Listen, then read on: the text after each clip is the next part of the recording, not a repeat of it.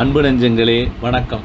இன்றைய காணொளி கூகுள் ஜெமினிங்கிற அந்த ஆர்டிஃபிஷியல் இன்டெலிஜென்ஸ் டூலை பயன்படுத்தி நான் தேடின ஒரு இலக்கிய சம்பந்தமான ஒரு தேடல், அதுக்கு அது எப்படி ரெஸ்பாண்ட் பண்ணுச்சு அப்படிங்கிறத பற்றி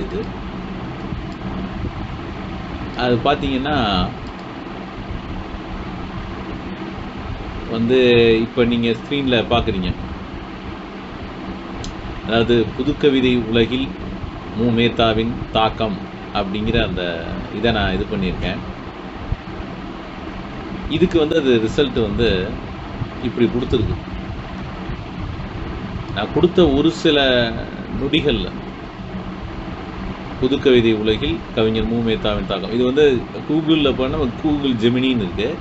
அதில் நான் அந்த இதை கொடுத்த உடனே இந்த ரிசல்ட் வர்றதுக்கு முன்னாடி அது பார்த்தீங்கன்னா இப்படி ஒரு இது ஆப்ஷன் காட்டுது நம்மகிட்ட. இப்படி ஒரு வரையறையை அது செய்யுது. இதை நாங்கள் தேடுறோம், திட்டத்தை திருத்து, ஆராய்ச்சியை தொடங்கு, இது மாதிரி அது ஆய்வு இணையதளங்கள்னு கொடுத்துருப்பாங்க. புதுக்கவிதை உலகில் கவிஞர் மு. மேத்தாவின் தாக்கம், கவிஞர் மு. மேத்தாவின் வாழ்க்கை மற்றும் அவரது முக்கிய கவிதை தொகுப்பு. இது 1வது பாயிண்ட்டு. புதுக்கவிதை என்றால் என்ன? மு. மேத்தாவின் கவிதைகள் புதுக்கவிதையின் எந்தெந்த அம்சங்களை வெளிப்படுத்துகின்றன? இப்படி அது ஆராய்ச்சி பண்ணுது. இதில் பார்த்தீங்கன்னா ஒரு 8 பாயிண்ட் அது கொடுத்துட்டு திட்டத்தை திருத்து, நம்ம வேறு எதுவும் சேர்க்கணுன்னா அதில் சேர்க்கலாம். நான் எதுவுமே சேர்க்கலை, ஆராய்ச்சியை தொடங்குன்னு கொடுத்ததுக்கு அப்புறம் அது தந்த ரிசல்ட்டு பாருங்கள். இவ்வளோ பெரிய ரிசல்ட் அது கொடுத்துருச்சு. ஒரு சில நொடிகள், நிமிஷம்லாம் கூட இல்லை. புதுக்கவிதை உலகில் கவிஞர் மு. மேத்தாவின் தாக்கம் முன்னுரைன்னு ஆரம்பித்து புதுக்கவிதையில் மு. மேத்தாவின் இடமும் பங்களிப்பும், மு. மேத்தாவின் வாழ்க்கை சுருக்கம், வாழ்வு, இலக்கிய பணி, ஆரம்ப வாழ்க்கை மற்றும் கல்வி பணி, வானம்பாடி இயக்கத்துடனான தொடர்பு, அது எந்த வருஷம் என்ன, அவர் எழுதின அந்த கவிதை, அந்த வானம்பாடி இயக்கத்தில் இருக்கிறப்ப அந்த பூமி உருண்டையை புரட்டிவிடக்கூடிய நெம்புகோல் கவிதையை உங்களில் யார் பாடப்போகிறீர்கள் என்கிற அந்த கவிதை, சக கவிஞர்களை பார்த்து ஒரு எழுப்பி அந்த புரட்சிகரமான கேள்வியை உள்ளடக்கி அந்த கவிதையை சொல்லி, முக்கிய கவிதை தொகுப்பு, எந்தெந்த ஆண்டுகளில் எந்தெந்த கவிதைகள் வந்திருக்கு, பிற இலக்கிய பணிகள், திரைப்பட பாடலாசிரியர், அப்புறம் பார்த்தீங்கன்னா விருதுகள் மற்றும் அங்கீகாரங்கள், உள்நோக்கு, அதில் புதுக்கவிதையின் நிலப்பரப்பை அறிதல், வரையறையும் முக்கிய பண்புகளும் பாருங்க இப்படி கொடுத்து, யாப்புன்னா என்ன, எதுகை முனை, அது மரபு கவிதையில் என்னென்ன தேவை, இதில் தேவையில்லைங்கிற ஒரு சார்ட் மாதிரி ஒரு அட்டவணையை கொடுக்குது. தோற்றமும் வளர்ச்சியும், புதுக்கவிதையை பற்றி, புதுக்கவிதையின் முக்கிய பண்புகள், அதில் உள்நோக்கு, இப்போ இதெல்லாம் கொடுக்குது. அது புதுக்கவிதை அம்சங்களில் அந்த மேத்தாவினுடைய கவிதை உலகம் எப்படி இருக்குது, அவரோட கவிதைகளில் சமுதாய விமர்சனம் எப்படி இருந்தது, வானம்பாடி சித்தாந்தத்துடனான அந்த தொடர்பு, அதை உலகளாய்ந்த அந்த பார்வை இருக்கு இல்லையா, அதை பற்றிய ஒரு இது. அடுத்த அதிலே படைப்புகள் காணப்படும் முக்கிய கருப்பொருள், தனித்துவமான கருப்பொருள், அதை பற்றி சொல்லி, புதுக்கவிதை இயக்கத்தில் மு. மேத்தாவின் நீடித்த செல்வாக்கு, இளங்கவிஞர்களை ஊக்குவிச்சது, அந்த காலகட்டத்தில் மட்டும் இல்லாமல் இன்றைக்கும் அவருக்கு இலக்கிய உலகத்தில் என்ன செல்வாக்கு இருக்குங்கிறத பற்றி, மு. மேத்தாவின் கவிதைகள் குறித்த விமர்சன பார்வைகள், எளிமை, அந்த எளிமையான அந்த தன்மை, கல்வி அங்கீகாரம், சாத்தியமான விமர்சனங்கள், இலக்கிய படைப்புகளின் அங்கீகாரம் போகணும், பெரிய வரவேற்பை பெற்ற அந்த கண்ணீர் பூக்கள், அவருக்கு கிடைச்ச விருது, சாகித்ய அகாடமி, இங்கே பாரதிதாசன் விருதுன்னு சொல்லலை, ஆனால் தமிழ்நாடு அரசுடைய மாநில விருது, அவர் கலைமாமணிலாம் வாங்கியிருக்கிறாரு. பிரபல கலாச்சாரத்தில் செல்வாக்கு, கல்வி ஆய்வு, அப்போ உள்நோக்கு பாருங்கள், அது என்ன தாக்கத்தை ஏற்படுத்தி இருக்குது புதுக்கவிதை உலகில்னு சொல்லி, இவர் மரபு கவிதையிலே தேர்ச்சி பெற்றவர், இதில் தனித்த புதுக்கவிதையில் முத்திரையை பதித்தவர், நாபிச்சமூர்த்தி எப்படி அப்படிங்கிறது, பாரதியார் பற்றி, இப்படி ஒரு அட்டவணை. ஒவ்வொரு ஆண்டுகளும் அது எப்படி அவருடைய கவிதை தொகுப்புகள் வெளியானது, இதுக்கு அவங்க எடுத்துக்கிட்ட இந்த ஆய்வுக்கு அவங்க எடுத்துக்கிட்டது பாருங்கள். panuval.com, irjt.press.com,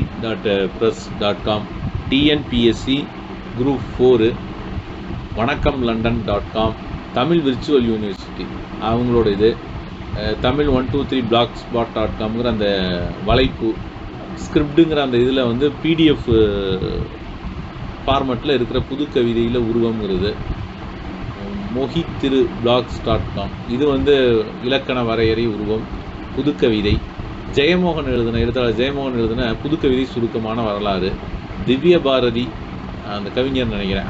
ஸோ அவரோட அந்த வலைப்பு, அதில் இருக்கிற கட்டுரை, இன்னொன்று அந்த ஸ்கிரிப்டில் இருக்கிற ஒரு பிடிஎஃப், தமிழ் விர்ச்சுவல் யூனிவர்சிட்டியில் தோற்றமும் வளர்ச்சியும், புதுக்கவிதையின் தோற்றமும் வளர்ச்சியும், புதுக்கவிதை இக்கால இலக்கியம், அப்புறம் விக்கிபீடியாவில் மூமேத்தா தமிழ் விக்கிபீடியா.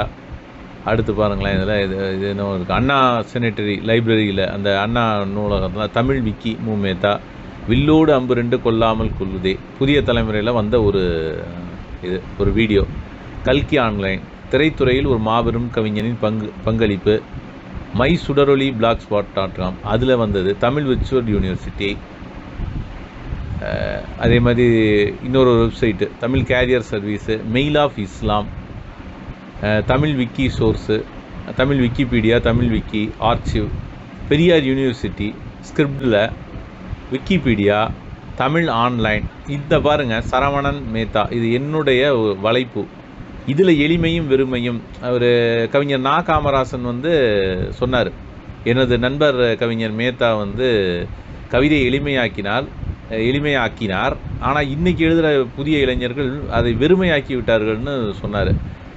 அதை ஒரு தடவை தமிழ் ஆன்லைனுங்கிற அந்த இதில் அவர் சொல்லியிருந்தார், மறந்துட்டு சொல்லிட்டார் அவர் மேத்தாவே. என்னுடைய கவிதை வெறுமையான கவிதைகள்னு சொன்னதாக ஞாபகம், நண்பர் நா. காமராசன் அப்படி குறிப்பிட்டார்னு.